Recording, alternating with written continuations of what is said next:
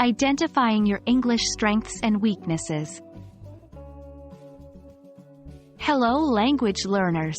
Today, we're diving deep into a crucial step in your test preparation journey. By the end of this video, you'll know how to effectively review and analyze your performance on sample tests, particularly in identifying your strengths and weaknesses. This knowledge is power. Let's get started. Knowing where you shine and where you struggle is essential. Here's why. Targeted learning. Instead of blindly studying, you can focus on areas that need improvement, making your study time more efficient. Boosts confidence. Recognizing areas you're good at can give you a confidence boost and motivation to keep going. Informed decision-making.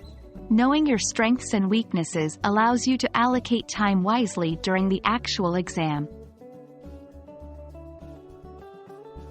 After taking a sample test, it's time to review. Here's how. 1. Raw score review. Look at the number of questions you got right and wrong in each section. 2. Understand mistakes. Don't just note that you got a question wrong. Understand why you got it wrong. Was it a vocabulary issue? Grammar? Listening comprehension? 3. Patterns of mistakes. If you notice recurring mistakes, that's a clear sign of a weak area.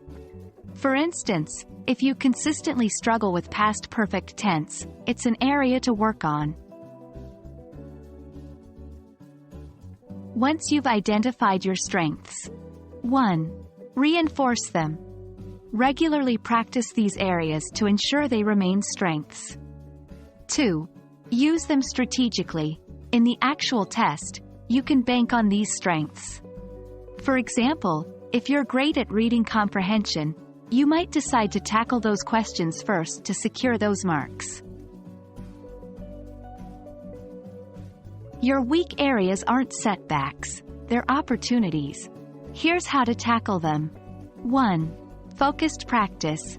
Dedicate more study time to these topics. Use additional resources if needed. 2. Seek feedback.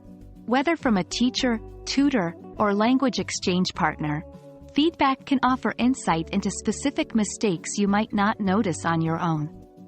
3. Retest regularly. After focusing on a weak area, take another sample test to measure improvement. Celebrate your progress, no matter how small. Remember, everyone has strengths and weaknesses. The key isn't to be perfect, but to be aware and proactive. By identifying these areas, you're taking a massive step towards success in your Cambridge English exams. Keep practicing, stay curious, and until next time, happy learning.